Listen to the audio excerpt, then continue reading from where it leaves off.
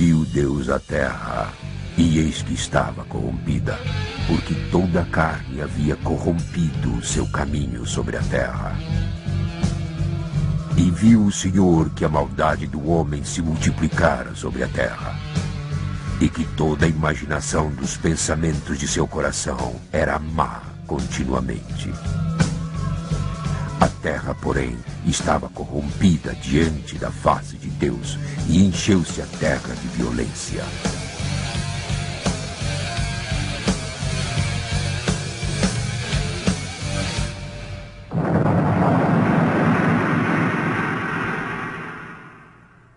Então Deus disse a Noé: E eis que os desfarei com a terra. Nos dias anteriores ao dilúvio, comiam,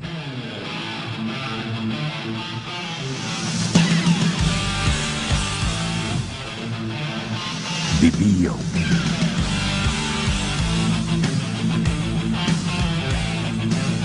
casavam e davam-se em casamento, até o dia em que Noé entrou na arca e não o perceberam. Então veio o dilúvio e os levou a todos. A narração do dilúvio em Gênesis sobre a arca de Noé foi considerada por muitos como simples mitologia, apenas parte do folclore religioso. E esta ideia tem sido reforçada por declarações de alguns cientistas de que tal dilúvio não poderia ter ocorrido. Não havia água suficiente na atmosfera para uma inundação que cobrisse mais do que alguns centímetros. E, no entanto, a Bíblia narra que o dilúvio cobriu as mais altas montanhas. Devido a afirmações como estas, muitas pessoas acreditam que a história toda é produto da imaginação de alguém ou um exagero de um acontecimento real. Isto, por sua vez, provoca uma descrença na ideia do julgamento também, pois se Deus não julgou o mundo na época de Noé, as pessoas presumem que ele não irá fazê-lo no futuro. Primeiramente, há diversas perguntas que precisam ser respondidas. E a questão do dilúvio, de onde veio toda aquela água? Em primeiro lugar, acho que não há como discutir o fato de que não existe umidade suficiente em nossa atmosfera nos dias de hoje para produzir um dilúvio do jeito que a Bíblia descreve. Mas isto não anula a credibilidade da Bíblia. A resposta a este dilema é muito simples. O mundo que existia antes do dilúvio era bem diferente do mundo que conhecemos hoje. Em Gênesis 1:7 consta: E Deus fez a expansão e fez separação entre as águas que estavam debaixo da expansão e as águas que estavam sobre a expansão, e assim foi. Nós aprendemos no versículo 20 que as aves deveriam voar na expansão, que significa atmosfera. Portanto, concluímos que antes do dilúvio, a Terra era rodeada por um envoltório de umidade, uma cobertura de vapor. Considerando que atualmente nós temos só pequenas quantidades de umidade em nuvens espalhadas, no passado, evidentemente, havia um envoltório intenso de umidade rodeando completamente a Terra. As águas que se mantinham acima da Terra nesta cobertura eram as águas acima da expansão, descritas em Gênesis 1:7.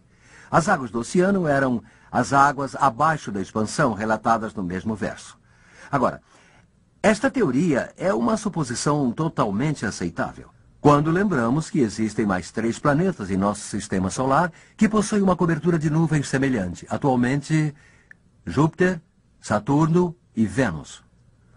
A umidade na camada de nuvens da Terra seria a razão para uma grande quantidade de água presente na Terra hoje, a qual a ciência não consegue justificar. Agora, se nós pegarmos metade da água recentemente adicionada aos oceanos e a colocarmos na atmosfera nesta camada de nuvens, seremos capazes de fazer suposições numéricas sobre as condições na Terra antes do dilúvio.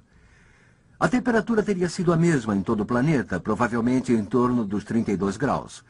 A camada de nuvens, então, teria produzido um efeito estufa. E isto teria tornado a Terra inteira em um paraíso tropical, com uma densa folhagem em todo o globo. E o fato de fósseis de vegetação tropical terem sido encontrados em abundância na região norte do nosso planeta tende a confirmar nossa teoria. As narrações desta grande floresta verde, registradas em Gênesis 2:5 e 6, estão relacionadas a este efeito estufa, pois não havia chovido nos dias anteriores ao dilúvio.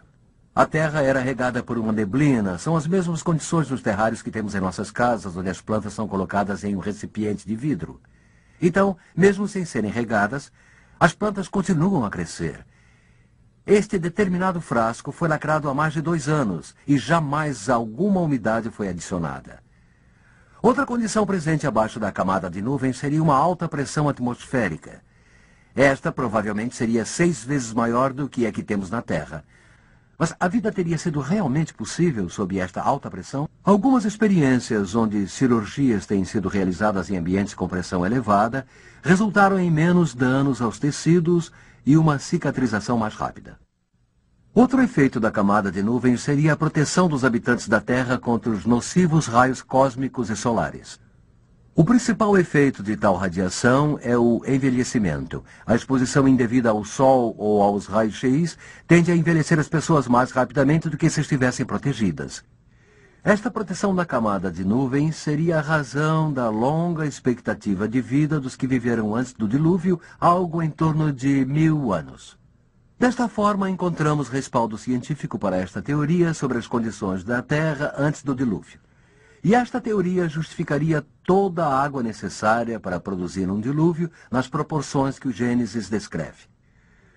Mas os aspectos físicos da Terra não são as únicas considerações. Foram os pensamentos e as ações perversas da humanidade que causaram o dilúvio. Este comportamento foi o resultado de determinadas circunstâncias que existiam sobre a Terra. Primeiro, longas expectativas de vida. Segundo, a população era grande. Terceiro, existem indícios de que o conhecimento antes do dilúvio era mais avançado do que possamos imaginar. Quarto, a imoralidade e a violência aumentavam. Em quinto, a fé em Deus era praticamente inexistente. Deste modo, o palco está armado. O mundo físico possuía tremendas quantidades de água armazenadas que foram um instrumento do julgamento. As condições sociais e morais foram o motivo do julgamento. E Deus foi o iniciador do julgamento. Para operar transformação de tal intensidade a partir das condições antediluvianas, a ação divina seria necessária. O modo como o dilúvio começou não é muito claro, mas 2 fatos distintos ocorreram. Gênesis 7:11 diz: no ano 600 da vida de Noé, no mês segundo, aos 17 dias do mês, naquele mesmo dia romperam-se todas as fontes do grande abismo e as comportas dos céus se abriram. Reparem nos 2 atos distintos que correspondem às 2 condições da terra recém-criada. Havia as águas abaixo, que eram as fontes do grande abismo, isto é, os oceanos, que transbordavam sobre os continentes. E havia as águas acima, as comportas dos céus. Estas eram a camada de nuvens que chegava à terra em forma de chuva. Agora, como os oceanos cobriram os continentes, nós não sabemos. Mas encontramos bons indícios de que isto ocorreu. Não foram só os oceanos que estiveram envolvidos no dilúvio. Houve também o colapso da camada de nuvens, originando a chuva que caiu por 40 dias e 40 noites. Mas o que fez com que as nuvens condensassem? Não se sabe com certeza, mas a maior possibilidade é a ação vulcânica. Nada parece esfriar a atmosfera da Terra como a erupção de um vulcão. Quando Krakatoa, nas Índias Orientais Holandesas, entrou em erupção em 1883, lançou 3 milhas cúbicas de fumaça e cinzas na atmosfera. A temperatura em toda a Terra caiu vários graus. E o pôr do sol foi vermelho por meses e meses seguidos. Erupções simultâneas em diversos locais da Terra causariam uma queda tal na temperatura que faria a camada de nuvens inteira entrar em colapso sob a forma de chuva.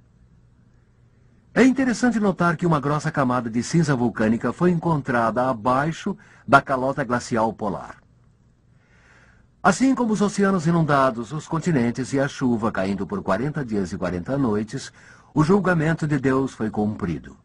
A humanidade recebeu o castigo pelo pecado. Agora, quais foram os resultados do dilúvio? Em primeiro lugar, houve afogamentos. Este era o propósito do dilúvio, a destruição de toda a vida aeróbia, especialmente o homem. Esta foi a maior catástrofe na história do mundo. e foi ocasionada pelo pecado do homem e sua rebelião contra Deus. Mas este modo de julgamento jamais será repetido, pois, com o colapso da camada de nuvens, não haveria meio de repetir o acontecido. E, do mesmo modo, então, com a retirada da camada de nuvens, um arco-íris apareceria pela primeira vez na história.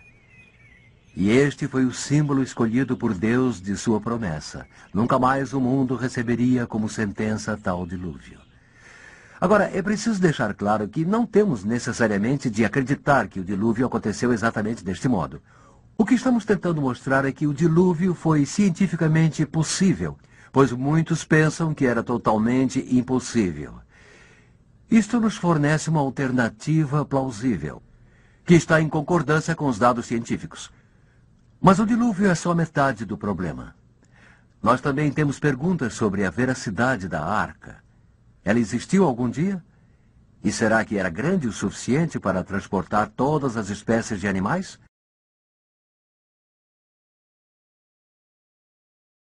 Nós também temos perguntas sobre a veracidade da arca. Ela existiu algum dia? E será que era grande o suficiente para transportar todas as espécies de animais? Eu acho que essas perguntas também podem ser respondidas com uma grande quantidade de elementos reais. Primeiro, o tamanho real da arca.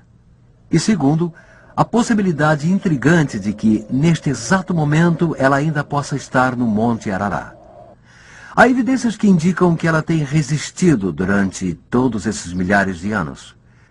Agora, a pergunta sobre a capacidade de a arca transportar todos os animais necessários para perpetuar todas as espécies é respondida simplesmente pela reconstrução da capacidade volumétrica da embarcação. Pedimos ao especialista que viesse hoje e fizesse isto. O Dr. John Whitcomb especializou-se no Antigo Testamento. Ao contrário da opinião popular, a arca não era uma pequena embarcação com uma casinha no interior. Não temos registros de nenhuma embarcação maior do que a Arca de Noé, até 1858 d.C. Segundo a descrição da Bíblia, a arca provavelmente teria uma aparência semelhante a este modelo. Ela teria o formato de uma caixa ou ataúde, como a palavra original em hebraico indica. Admitindo um côvado de 45 centímetros, a arca teria 137 metros de comprimento, 23 metros de largura e 14 metros de altura. Ela possuía uma capacidade total de 39.643 metros cúbicos. Isto seria igual à capacidade de 522 vagões de carga modernos. Mas isto era suficiente para abrigar todos os animais? Pense na fantástica variedade de animais que povoa o mundo atualmente. Das menores espécies até as maiores espécies. Foi calculado que o tamanho de uma ovelha é o tamanho médio de todos os animais terrestres aeróbios de hoje. Alguns animais são maiores, muitos são menores, mas seu tamanho médio é o de uma ovelha. Se nós tomarmos 2 ovelhas como representantes de cada espécie de animal hoje, poderíamos colocar todos eles em menos de 200 vagões de carga. Isto significa que a arca teria sido grande o bastante para carregar todos os animais aeróbios existentes no mundo de hoje, e mais, todos aqueles que existiram um dia e hoje estão extintos. É preciso lembrar que espécies não são o mesmo que variedades. Assim, provavelmente, havia apenas 2 gatos e 2 cachorros na arca. Não 2 de cada variedade de gatos e cachorros. As variedades atuais são descendentes deles. E sobre a construção da arca? E onde a porta e a janela ficavam? A Bíblia afirma que a arca foi feita de madeira gopher. O que isto era exatamente não temos certeza, porque gopher não é a tradução da palavra, mas a forma em inglês da palavra hebraica gopher. Havia uma porta na lateral, provavelmente no 3º compartimento, com rampas para os 2 compartimentos inferiores. A janela não era uma abertura na parede com vidro, mas era provavelmente uma clarabóia, percorrendo a extensão do telhado como indicado pela palavra hebraica que pode ser traduzida por luz acima. Este é o único lugar em que a palavra ocorre no Antigo Testamento. Como pode ver, fizeram uma embarcação extremamente impermeável, porque a água provavelmente chegou à metade da altura das laterais. Agora, qual teria sido a estabilidade deste design na turbulência do dilúvio, como foi previamente descrito? Um estudo foi elaborado sobre esta questão pelo Dr. Henry Morris, um especialista em hidrodinâmica. O Dr. Morris descobriu que o comprimento da arca lhe teria conferido estabilidade de uma ponta a outra. Fazendo um corte transversal, ele calculou o peso em função da flutuabilidade e descobriu que a arca poderia ter se adernado até 89 graus. E ainda assim recuperar o equilíbrio. Então, a arca teria sido capaz de transportar todos os animais e resistir à turbulência de um dilúvio global. Nós não podemos, é claro, menosprezar a mão protetora de Deus, como indicado em Gênesis capítulo 8, versículo 1. Nós não apresentamos todos os dados disponíveis, e deve ser enfatizado que as evidências que nós apresentamos, tanto sobre o dilúvio quanto sobre a arca, não são provas conclusivas. Mas achamos que há evidências suficientes para permitir uma conclusão positiva. Principalmente, nós temos tentado eliminar as chances de alguém dizer que isto não poderia ter ocorrido. Temos mostrado que foi possível e adicionado evidências para assinalar que ocorreu. Mas o que tudo isto significa para nós? Primeiro, deveria intensificar nossa fé na Bíblia, a palavra de Deus. É um livro merecedor de nossa absoluta confiança. Segundo, o relato histórico deveria nos impressionar pela veracidade do julgamento. Um Deus justo que não poderia perdoar o pecado no tempo de Noé, não ignorará o pecado em nossa época. Jesus disse, e assim como aconteceu nos dias de Noé, assim será também nos dias da vinda do Filho do Homem. Assim, Jesus comprova a autenticidade da narrativa de Noé e a relaciona à época de seu próprio retorno, quando as condições serão as mesmas que anterior ao dilúvio. O apóstolo Pedro também acreditou na história e mostrou que um julgamento no passado assegura um julgamento no futuro. Ele nos previne de que haveria alguns que iriam esquecer voluntariamente que Deus julgou o mundo antigo, destinando-nos toda aquela água segundo sua palavra. Agora Deus reserva-nos outro julgamento, desta vez pelo fogo. E para este julgamento precisamos nos preparar. Embora Deus tenha punido o homem pelo pecado, proporcionou também um meio de salvação, e este foi a arca. Mas era uma salvação pela fé. Aqueles da arca tiveram de crer e embarcar. E quando pensamos no julgamento no futuro, nossa salvação não está em uma arca de madeira, mas em uma pessoa. Jesus Cristo morreu para pagar por nossos pecados. E assim Ele próprio tornou-se a nossa arca da salvação. Mas precisamos entrar em seu caminho do mesmo modo que Noé entrou na arca. Ou seja, crendo que Jesus morreu por nós. E convidando-o a entrar em nossas vidas. E eu estou certo de que existem muitos hoje que são como as pessoas do tempo de Noé. Na minha imaginação, eu posso ver os trabalhadores que Noé chamou para ajudá-lo na construção da arca. Deve ter havido ocasiões em que Noé os avisou sobre o julgamento. Mas suas pregações foram recebidas com risos e zombaria. Ninguém jamais tinha ouvido falar sobre um dilúvio e nunca tinha chovido. E um julgamento? Bem, se existisse um Deus, ele não lançaria sua ira sobre eles. Então Noé e os seus continuaram o seu trabalho no grande barco, enquanto os outros saíram para comer e beber e praticar os seus pecados sexuais. E depois brigar e matar uns aos outros. Todo o tempo eles mantiveram o julgamento afastado de suas mentes.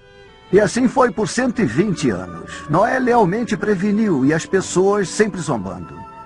E chegou o dia profético, quando Noé e sua família e todos os animais embarcaram em segurança e Deus fechou a porta. Não havia mais esperança. Então a terra tremeu e os oceanos começaram a inundar seus litorais. E pela primeira vez na história, começou a chover. Então aqueles que haviam debochado de Noé e ridicularizado seus avisos buscaram segurança nas terras mais altas. Reuniram suas famílias e correram freneticamente de uma colina para outra, até que por fim não havia mais para onde ir. E suas mortes na água estavam prestes a ocorrer. Eles podiam buscar com os olhos na tempestade e ver a imensa arca transportando seus ocupantes em segurança.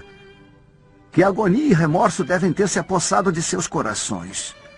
Enquanto diziam para si mesmos, se ao menos eu tivesse acreditado, se ao menos eu tivesse obedecido, agora eu estaria salvo. Então as águas do julgamento os tragaram e desapareceram para sempre. Eu não tenho dúvida de que muitos no futuro julgamento estarão na mesma situação. Eles terão ouvido o chamado de Cristo, mas o rejeitarão.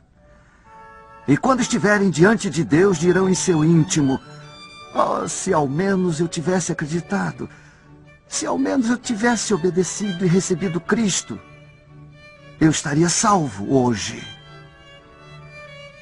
Eu devo apressá-los a receber Cristo como seu Salvador, sua arca da salvação. Imediatamente. Façam isto antes que a porta se feche e não haja mais esperança.